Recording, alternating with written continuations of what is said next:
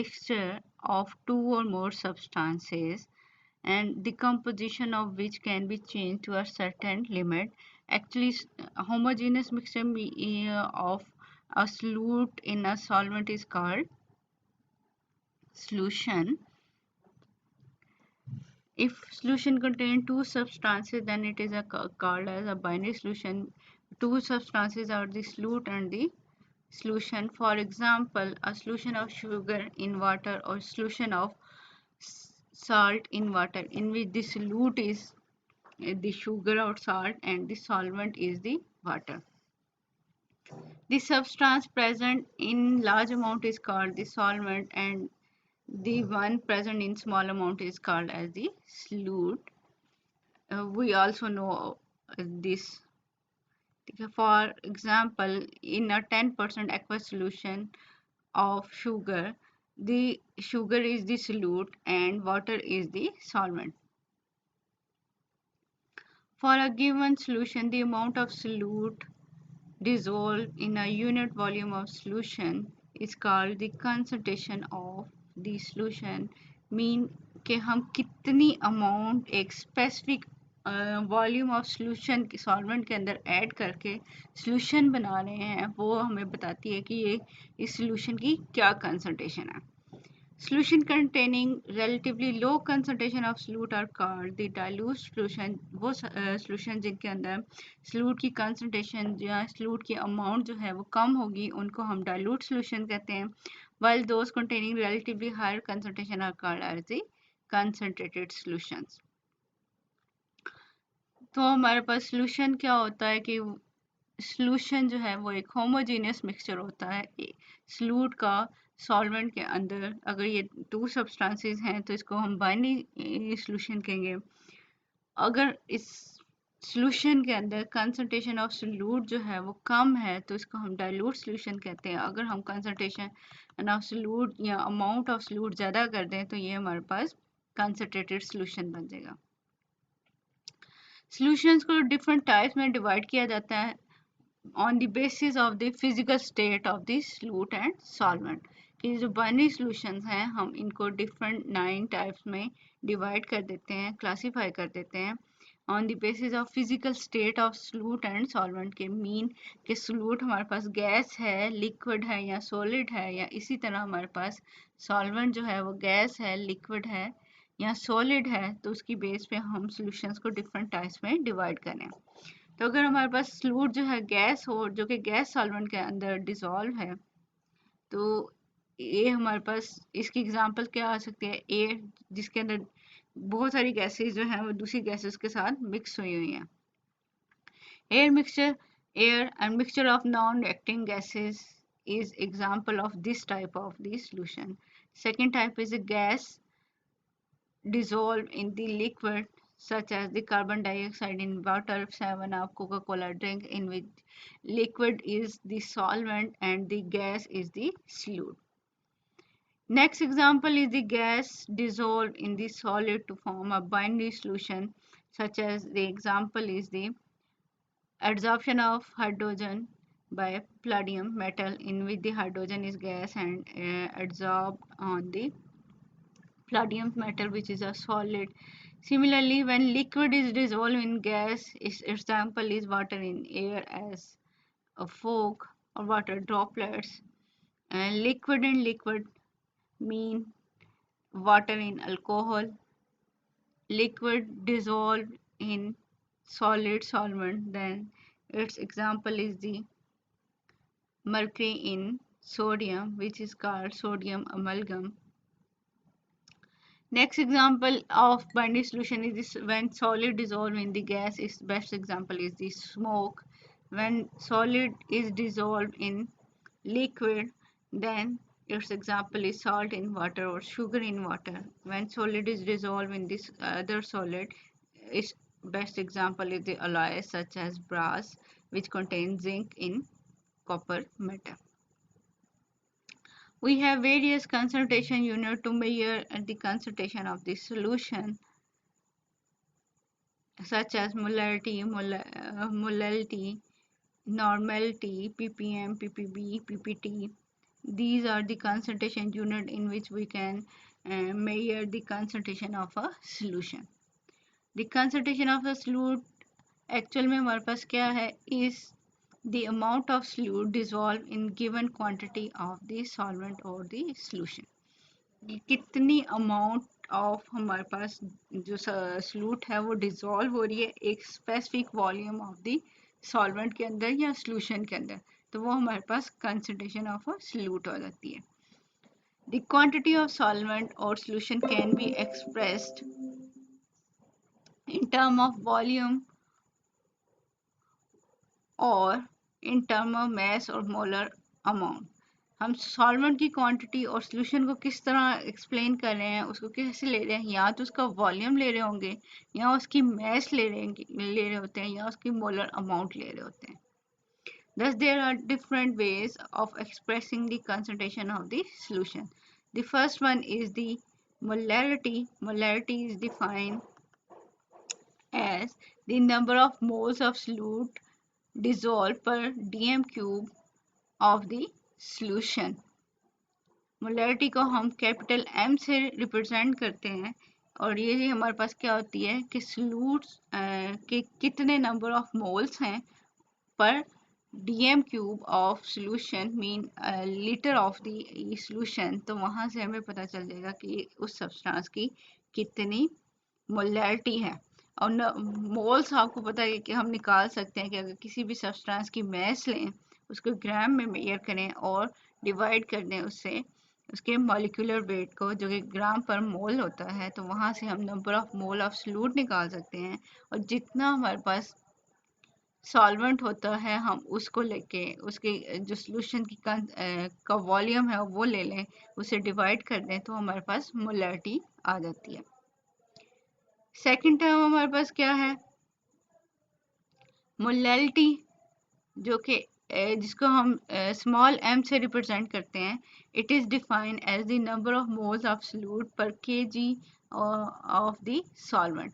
यहाँ पे क्या है, सॉल्वेंट लिया जा रहा है और सॉल्वेंट को किलोग्राम में मेजर किया जा रहा है, लेकिन मोलैरिटी के अंदर हमारे पास क्या है, हम सॉल्यूशन की टर्म लेते हैं और उसको वॉल्यूम के फॉर्म में ले रहे हैं, मीन क्यूबिक सेंटीमीटर की टर्म में ले रहे हैं, या सिंपली आप कह सकते हो इसको लीटर ले रहे हैं कि 1 लीटर ऑफ सॉल्यूशन जो कि 1000 ml होता है, 1000 डेसीमीटर क्यूब हो रहा होता है, या हम इसकी जगह 500 ml ले सकते हैं, 500 जो है डेसीमीटर क्यूब ले सकते हैं, या कोई भी जो है वॉल्यूम ऑफ सॉल्वेंट ले सकते हैं जो कि जिसका हमने टोटल सॉल्यूशन बनाना होता है. लेकिन यहाँ पे हमारे पास मोलैरिटी में क्या है कि यहाँ पे number of moles of solute तो हैं, लेकिन यहाँ पे हम सॉल्वेंट ले रहे हैं और जिसको हम मैस की फॉर्म में ले रहे हैं, जिसको किलोग्राम ऑफ द सॉल्वेंट ले रहे हैं.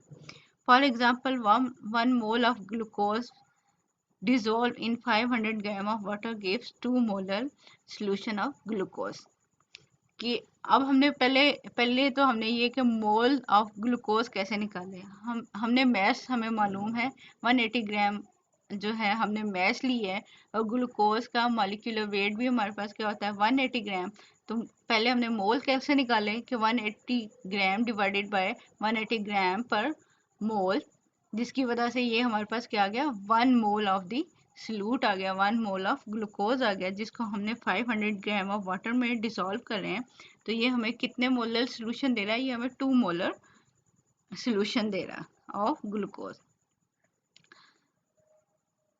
The difference between the definition of molarity and molarity is that the molarity is defined in term of volume of solution, whereas molarity is defined in term of mass of the solvent.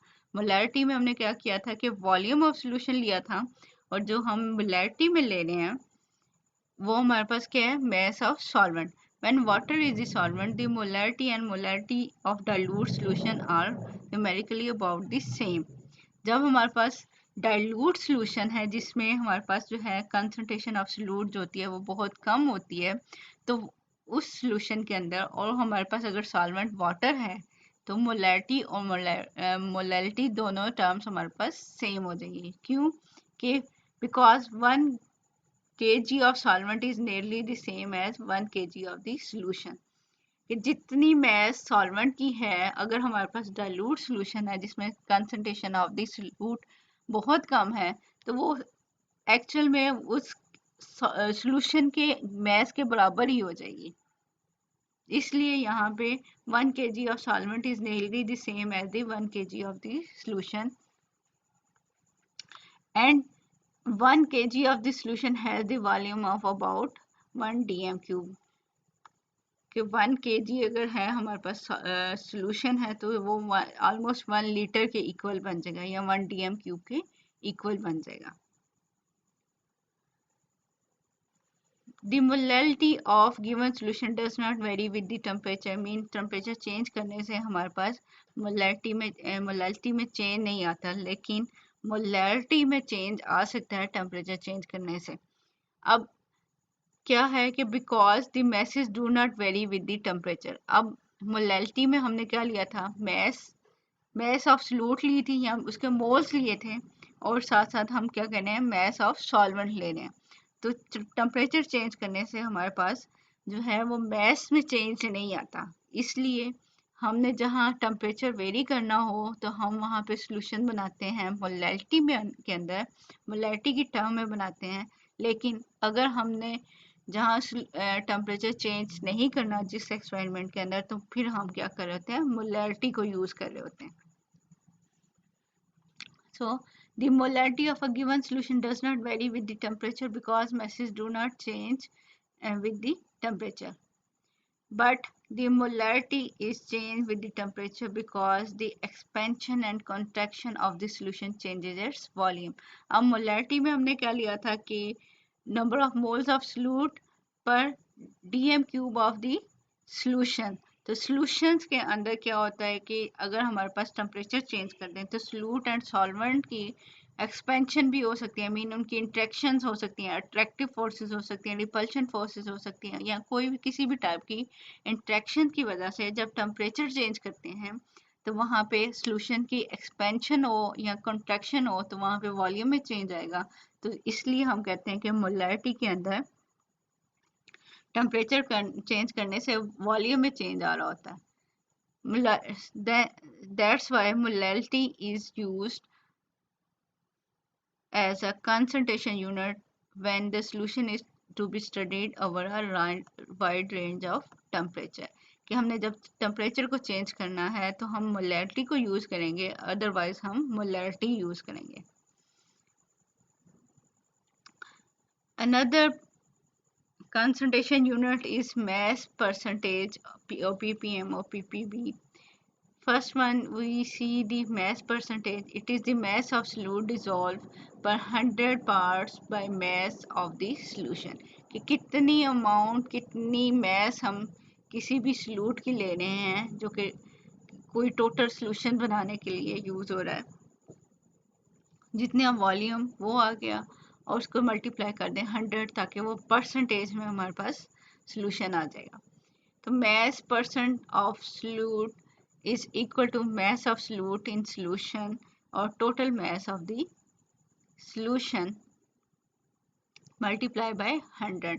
ये हम mass by volume भी कर सकते हैं, volume by volume भी कर सकते हैं, मैस बाय वेट भी कर सकते हैं। डिफरेंट कंसंट्रेशन हम यहाँ पे यूज कर सकते हैं कि हमारे पास सॉल्यूट अगर मैस की फॉर्म में है, मीन वेट की फॉर्म में, तो टोटल मैस ले रहे हैं, वेट ऑफ सॉल्यूशन ले रहे हैं, या वॉल्यूम ऑफ सॉल्यूशन ले रहे हैं, तो इसकी बेस पे हम इसको डिफरेंट वे में कैरेक्टराइज कर सकते हैं।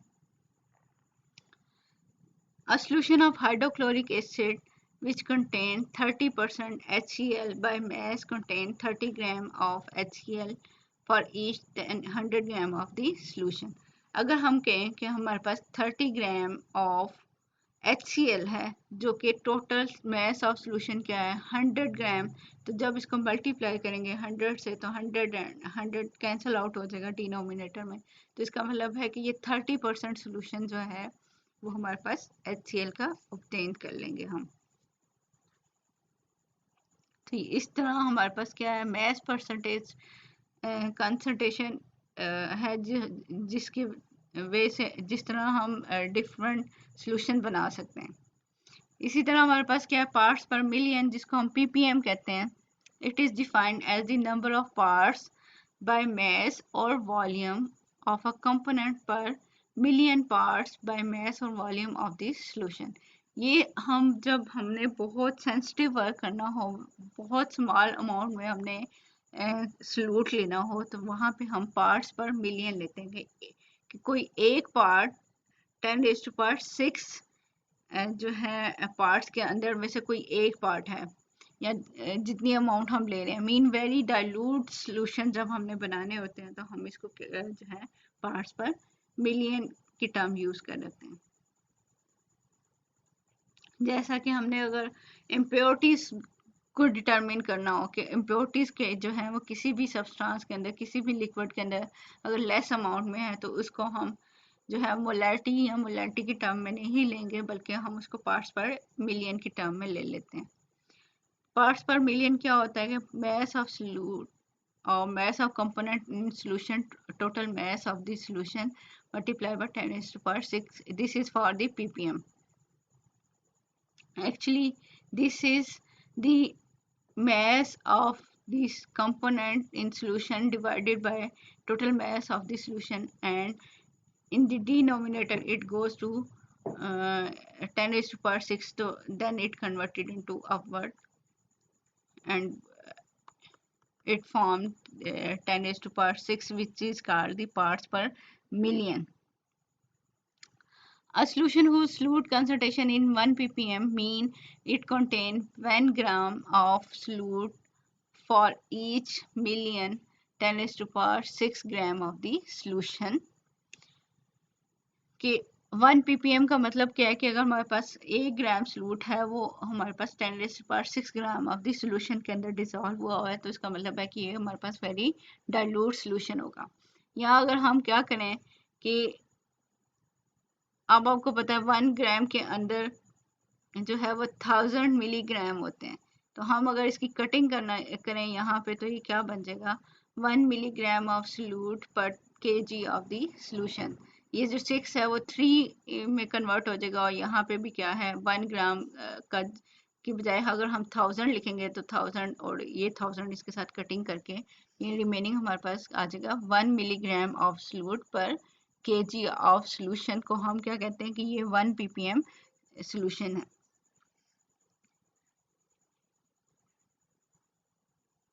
Because the density of water is about 1 gram per cubic centimeter, so the 1 kg of dilute aqueous solution will have the volume very close to 1 dm3. हमने ऊपर भी बात की कि अगर हमारे पास dilute solution है, तो वहाँ पे क्या है कि जो solvent और solution की जब हमारे पास mass बराबर हो रही है, तो वो हमारे पास क्या हो सकता है कि वो 1 kg of dilute aqueous solution जो है उसकी mass जो है वो 1 dm³ के इक्वल हो सकती है।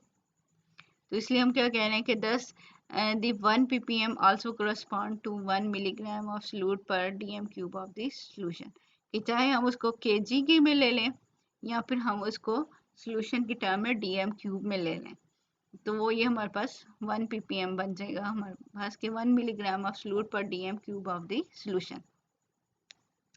Example given is the arsenic, which is a toxic metal in drinking water. The acceptable maximum concentration of toxic or carcinogenic substances are often expressed in ppm. कि मीन जो हम toxic substances हैं या carcinogenic substances हैं, उनको क्या कर रहे हैं कि वो क्योंकि लेस अमाउंट में होते हैं, तो हम उनकी कंसंट्रेशन उनकी कम होती है, तो हम उनको ppm में यह कर रहे हैं। For example, the maximum allowable concentration of arsenic in drinking water is 0.05 ppm, that is 0.05 milligram of arsenic per dm³ of the water.